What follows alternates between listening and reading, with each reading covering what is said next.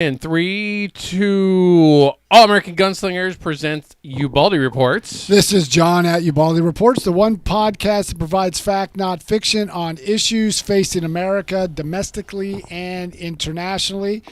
And just now, we're doing something different. We usually start at 7:30, but because we got kicked off TikTok last week, we're back on. But then we're also going to do something different to all those who are on Twitter Spaces. We are now on Twitter Spaces, and just to introduce ourselves, my name is John Ubaldi. I'm a 30-year combat Marine who fought in Iraq and Afghanistan.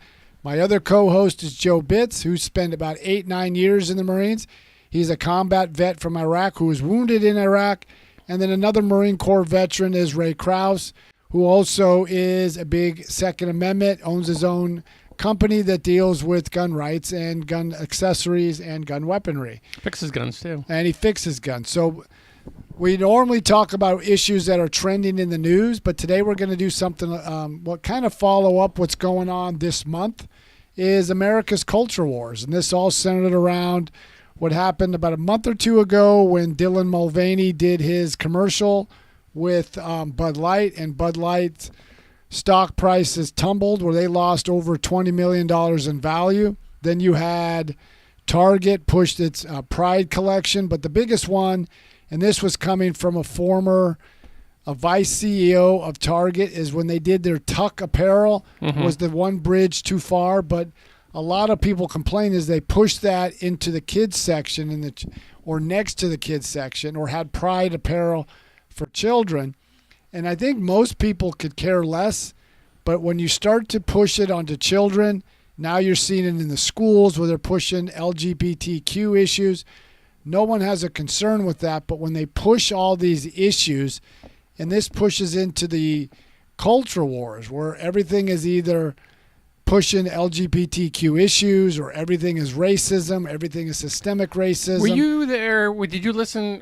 So on The View, they had Tim Scott. Tim Scott, the senator from South Okay, Carolina. and Tim Scott is a black Republican, and he was even talking about how he doesn't have a problem with transgender or LGBTQ, but he did say something about how they're trying to indoctrinate their children.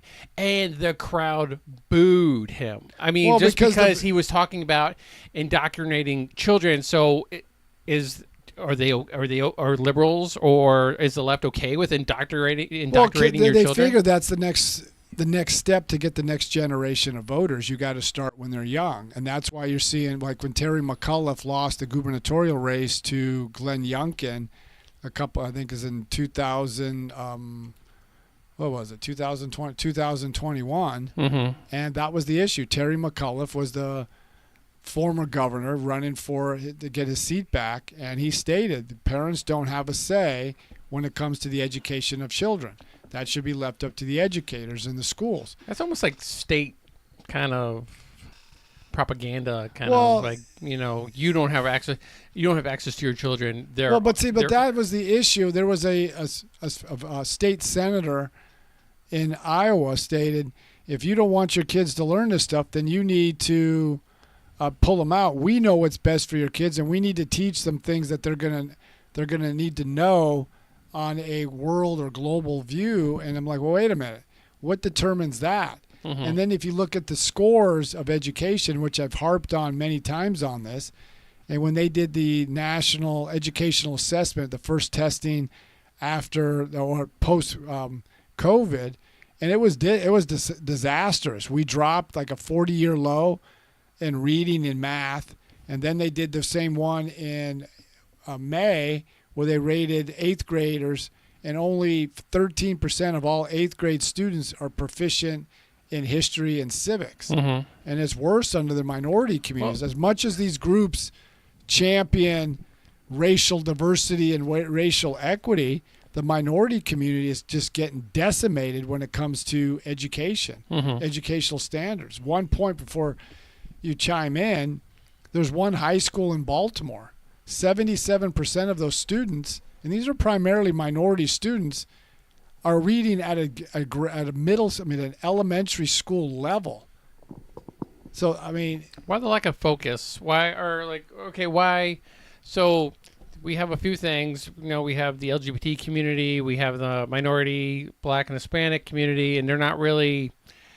They're kind of like, oh, we're champions for you, but they're not really doing anything in that regard. They're kind of pushing, say, women, and they're pushing the minority aside, and they're like, hey, LGBTQ, we're all about you right now. What's their goal? I don't know. What's their game? It's a strange thing. I think it's just all about power. It's just they believe in this very lifestyle, and it's it's an anthem. They just against anything else. If you question them, you're a misogynist or you're a bigot. You're whatever they use. And it's kind of ironic. You look at what's going on in some of the urban centers, and it's funny. You had, Bill Maher, and I think Stephen Smith, the sports commentator, just was ripping on these individuals. Look what's going on in Chicago. In the last 2 weekends, close to 20 people have died. So my question is, if they're pushing all these, racial equality and equity and diversity and whatever, why hasn't President Biden spoken at the carnage in the city of Chicago? My question is, and why hasn't the media asked the 3 prominent African-American celebrities or former politicians? Why hasn't anybody asked former President Barack Obama or Michelle Obama or Oprah Winfrey? They're always talking about equity and we need to help the people of color. They've been dead silent. Where's Black Lives Matter of Chicago? Oh, they filed Chapter 11. The national, but I mean... Wait. Did you say Black Lives Matter filed Chapter 11? Well, yeah. They're broke. Well, because you said... But she has money. She spent a lot of money on houses, didn't she? Oh, the leader. But my question is, why hasn't the media asked these prominent individuals these questions? So, okay, Ray and I went to the gun store, or the gun show, and I did see something that was like Black Gun Lives Matter, and I was like, ha ha ha, funny. But we were also like in Pride Month, and I'm just trying to think, what if like the LGBT community came out with a shirt that said Pride Lives Matter? Do you think they would get as much flack from like the Black Lives Matter community? I don't know. That's a good question. Because they're like, you see Blue Lives Matter or something, they'll say, but it's considered systemic racism when you're mentioning another different lives that matter, or all lives matter. But now, if the Pride community kind of took that, do you think they would have as much backlash as... I think they would in one respect, because if you go back to 2008 in California tried to pass, and it passed, but it was overturned by their state courts, that marriage is between a man and a woman. And they also blamed, a lot of the people on the left blamed the LDS church, the Mormon church. And the Mormon church was big on pushing marriage between a man and a woman. Okay, but here's the real reason. But before you go. Here's the real reason why that passed, is because there was more minority voters going to the polls because of Barack Obama. Blacks and Hispanics and a lot of the minority community do not support the LGBTQ community. That's why you look at Pete Buttigieg. He's looking as an up-and-coming Democratic candidate for president, whether this time or next, and he doesn't have a great support in the black community. And one of the reasons could be because he is an openly homosexual man. All right, so here it comes. Political Latino said, Florida and Texas have a higher violent crime rate than Illinois and California. I would like to know where she got that statistic, because if you look at... Maybe he. It might sound like a him. Okay, he or she. I'm sorry, but he or she. But where did you get that statistic? Because if you break it down by city, Austin, Texas, and the person's right. FBI. Austin. I would have to look at the FBI crime statistic to see that. But if you look at Austin and Houston have a very high crime rate, but they're also run by Democrats. Yeah, other than saying Florida, other than saying maybe like Florida and Texas, can we look at maybe political Latino? Would he agree to say, if they're a blue city or red city? I mean, because that would be something else to look. Because someone keeps mentioning the red states have a higher crime rate. And I looked at Birmingham, Alabama. Birmingham has been run by Democrats for a number of years. Biloxi, Mississippi has been run by Republicans for a little bit. So I would like to see, if you're taking the urban core, then we'll have to see from there. But also for for other people like political Latino and other people that question you, if you're wrong or if you don't have the exact information, what are you going to do next week when you do find out that information? No, if I know show? I'm wrong, I've said it before, I'll repeat it. Said I made a mistake. I was wrong in my facts. Yeah. I don't think. Not that you're wrong. You just said you need to get the information, and then we will come back in so here. I can compare it. But yeah, I mean, I'm not right on everything. But if I'm wrong, I'll admit I'm wrong. No one's perfect. But I try not to put out information as fact if I'm not accurate. And so far, and you just look at some of these urban core, and they are very disastrous. He needs a little bit of education now, because he's saying city laws are created by the state, and that's not true. No, that's not true. It's kind of like the other way around. It's the city can make federal law supersedes state law and vice versa, but cities can make their own laws. Like look at some of the prosecution of certain criminal activity. That's done at the city level, the local level. Because like murder is not prosecuted on a state level, that's prosecuted at the city level. Now the lawmakers in the given state can change or adjust the law, but when it comes to arresting someone for murder or violent crime, you don't have the state police do it. You have the local police, and the state police will enforce other types of laws. So, I mean, anything else we got? I mean, we still have to, there's still a lot of ongoing strife, especially within the bigger companies, especially. Do you see as much representation of Pride Month this year that we did last year? I think you are this month. I mean, going by the former vice CEO of Target, he says other companies have a Pride section. It's just that Target went one step further and used that tuck thing and integrated it close to children. And then you have that fight between transgender men who are now saying they're a woman with Leah Thomas. You've had a couple high school students who are now graduated. They're like 20 or 19 or 20 years old, suing their high schools and the local high school federation for allowing transgender men to run in the female categories. Now let's talk about that tuck or the binders or whatever they're talking about too, because there's like they're opting for children. Now under a certain age, I can definitely under like if it's under 3 or 4 or 5, I can maybe understand. Yeah, keep that back there. But there are a lot of children come into like a development area after 5, 6.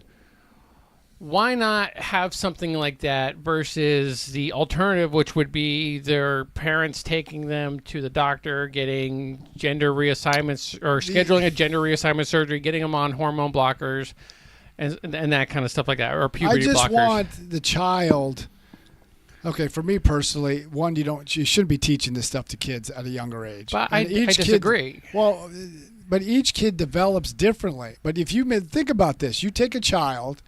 Let's say they're in middle school. Okay. They're going through their emotions are running rampant. But if a child can't make a decision to take hormone block, that has the decision be done by the parent. Mm-hmm. I want the kid to at least go through the full developmental. Let them make that decision once they turn 18. Yes, make the clinical decision of I need to start transitioning myself for something that I want. This is something, but I'm just saying, like, if a boy, like, okay, as an example, this was very, very, very young. I go to a daycare, I go to pick up my son, and he's running around in a dress. Okay.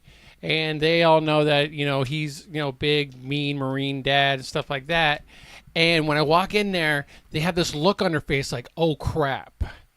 And I look at them like, what? You know, like no big deal. It's like it's not But a big see- deal that But that's- he's doing something like that. Even Well, if, even okay, if it but- was fun, if I'd made it a big deal, it might have turned the tide for something like that.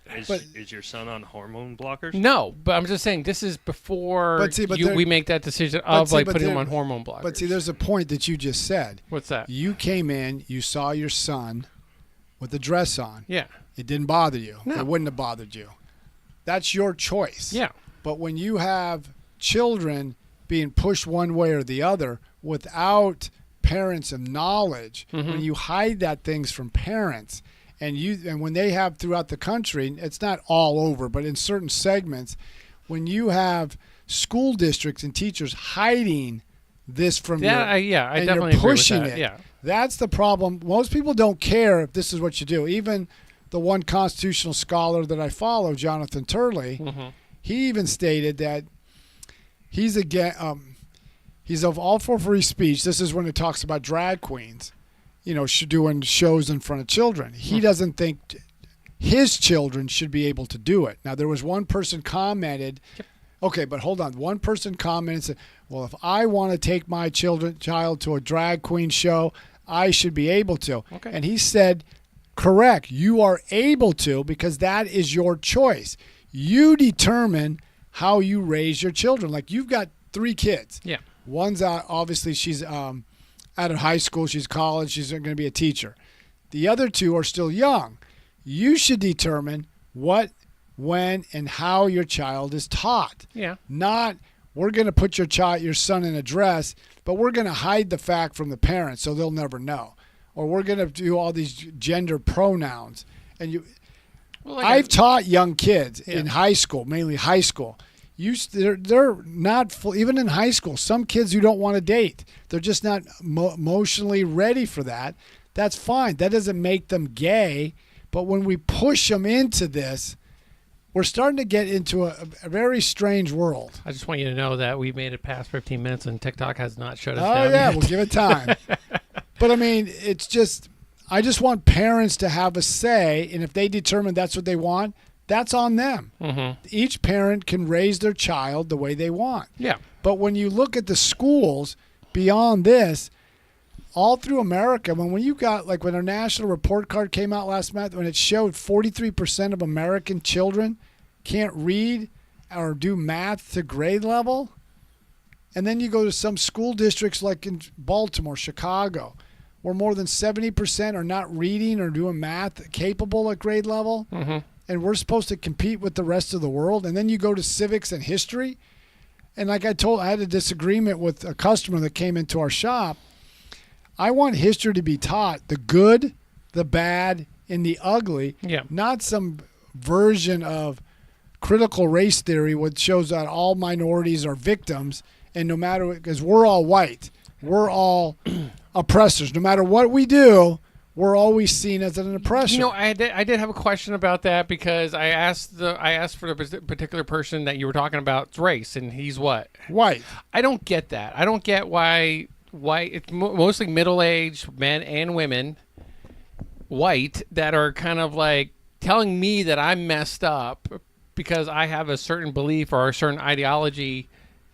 But and it's just like, but look, if like somebody of like, if a black person or a Hispanic person or a gay or trans person said something to me like that, then I would probably have a little bit more weight behind it. And I'd be like, okay, maybe I just need to reevaluate maybe my thought process or my standings. But when a white male or female person coming up to me and telling me that I'm wrong, it doesn't do what it should do for me. I think what it is, and I could be wrong on that, I think it's just like they're trying to assuage their grief of what happened. They're trying to say we're there for the people of color, the minority community. But then you ask them, like you got a lot of the politicians and the liberal elite, especially like in Hollywood, they're all champion Black lives and people of color. But then you look at where they live. Then you look at, they said, like, take Barack Obama. He ran his whole presidency on protecting people of color. Well, black and minority standard of living kind of dropped or stagnated, but it went down under President Trump, supposedly the racist president. And then Barack Obama talks about people of color, but his children got to go to private school. And one of the first official acts that he did as president, he ended a scholarship program that took minority children out of the D.C. public school system and sent them to the schools that his daughter went to. Mm-hmm. So what did he do? He ended it, and they had to go right back to the decrepit Washington, D.C. school system. So I did want to mention something. There's I guess his name is Daniel Dish Mama. Okay. But he said he dated a teacher. Good for you, buddy. She told that they lower the standard levels for children's needs to know each year. And I agree with that, because we had our kid's tutor here, and she explained that if you are a minority or you're Hispanic or you don't have you have difficulty speaking English, you're going to get passed to the next grade no matter what you get, no matter your level of how long you've been in school, you're going to pass irregardless. But that sounds quota filling. Yeah, but if the white kids, they get held to a certain standard. And is that beneficial, or what is it? Well, it's harmful, because the governor of Oregon just signed, I think either last year or the beginning of this year, because they found out not enough minorities were passing to graduate. Mm-hmm. So they ended all testing for, math, reading, and other subjects to graduate. So, because that's going to help the minority students. And you look at California ended SAT scores testing to get into college. Mm-hmm. That's going to help level the playing field. And then New York under Mayor de Blasio, and I'm not sure if Mayor Adams continued, he ended or was going to end the Get Talented and Gifted program because too many whites and Asians were getting in. But does that help the minority students, saying, well, instead of helping you reach here, we're going to drop the bar so you can pass, instead of looking at why don't more minorities who are able to read at a higher level and do math at a higher level and help them get there. And I know there's a multitude of reasons, but lowering the standards hurts the minority student. Because like I said, in that one high school in Baltimore, where 77% are reading at elementary school level. So what are they going to do when they graduate and they're only reading at a 5th or 6th grade level? But also, according to your research, it's like that through a lot of schools. Well, it is. But see, nobody nationwide, not just a certain it's not area. Just these you areas. Focus on Baltimore a lot. But I do on Baltimore, the bigger cities. I mean, as much as people bemoan Florida's going by the Department of Education's last assessment back in October. We're ranked number 11th. Mm-hmm. I mean, and the way to fix all that, and I talk to a lot of black and Hispanic customers when they come in, because I get to talk politics, and they're all in favor of school choice. They want to take their kids out and send them to a better school. Remember, your wife mentioned about your children. You were able to opt your kids out to go to a better school, and your children are thriving. Yeah. So minority kids want a good college education. But if you look at, I was watching a news program, I can't remember the company. There's a company that builds satellites, and what they do is they pick up space junk. And what they do, they're going around protecting the Hubble spacecraft, trying to get the space junk out.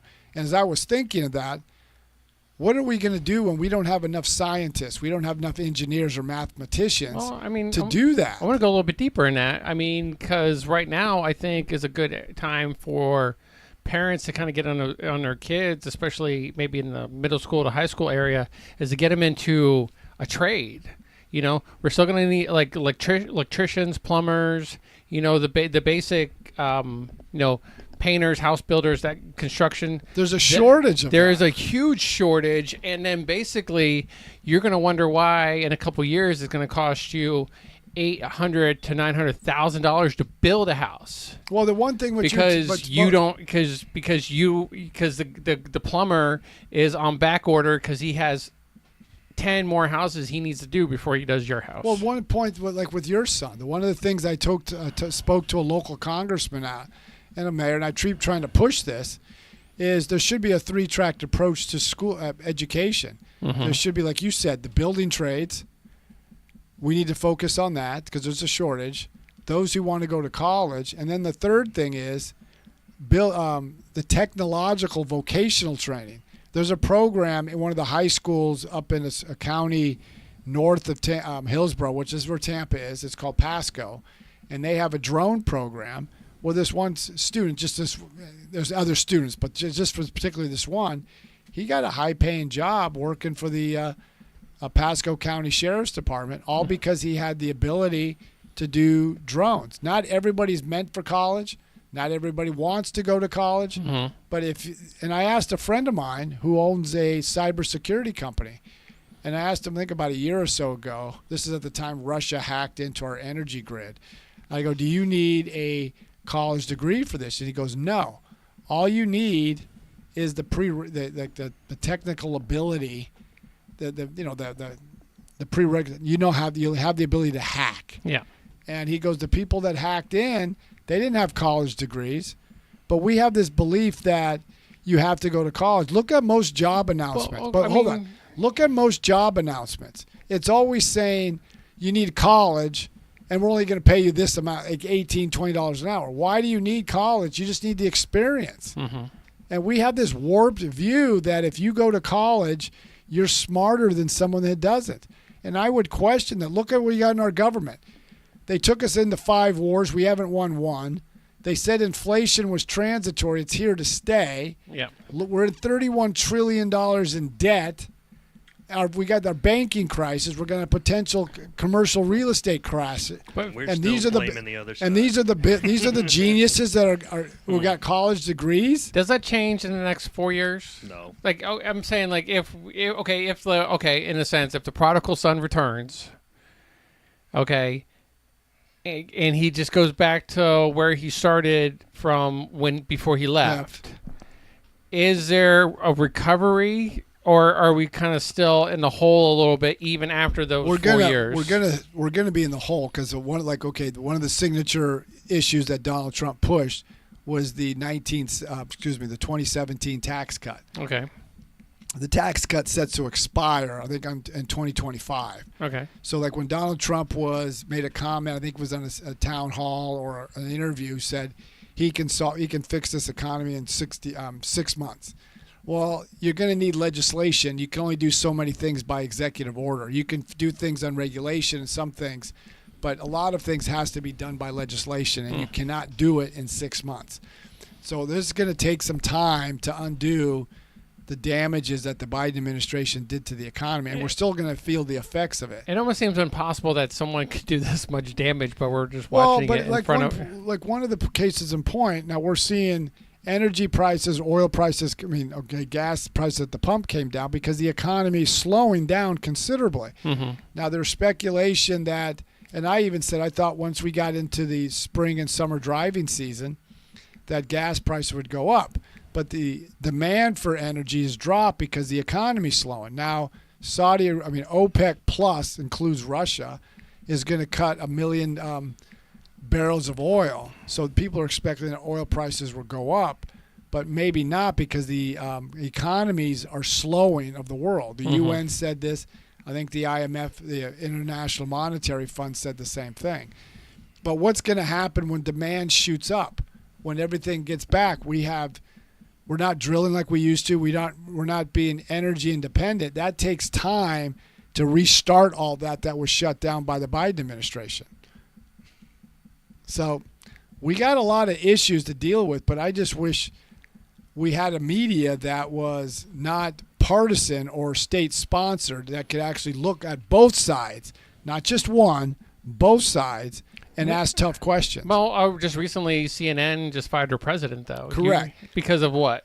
Well, there was a couple things because he leaned a little too right? Well, no, a lot of the rank and file who were still very liberal didn't like what he did. I think the big kiss of death came is when they put Trump on a town hall And a lot of liberals didn't like that because he's spreading They disinformation. could easily put Biden on a town hall to balance it out. You need fair and balance when it comes to media. You need fair and balanced coverage, Joe, right? listen to what they said. They didn't like Donald Trump on a town hall because he's spreading disinformation. Yeah. When CNN and every major network news spread disinformation as it came to Russian collusion, which there is no evidence.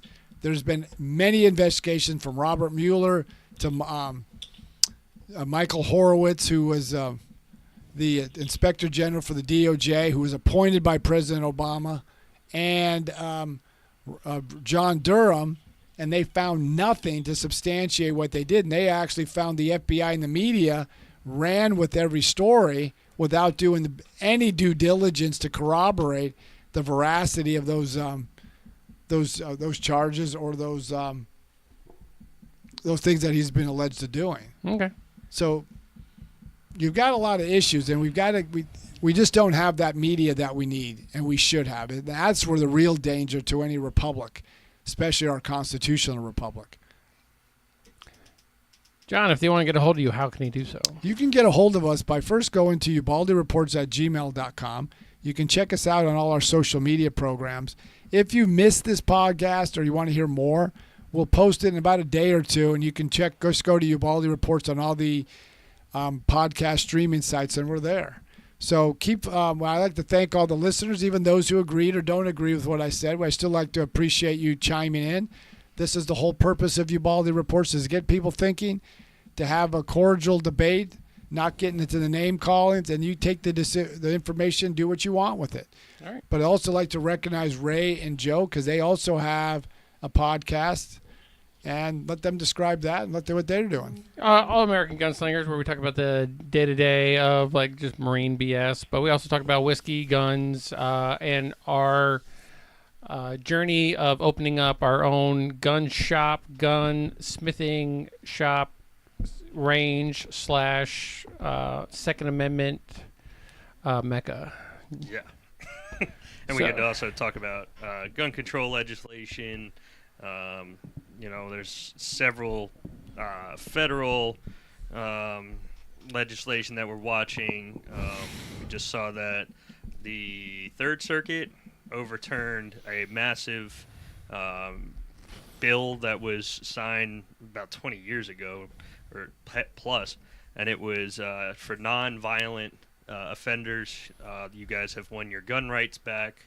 So as long as it's not like a domestic violence or some sort of felony act, as long as it was under a misdemeanor, those gun rights you are allowed to have. And Correct. let's not forget to tell the people that do have a short barrel rifle or SBR,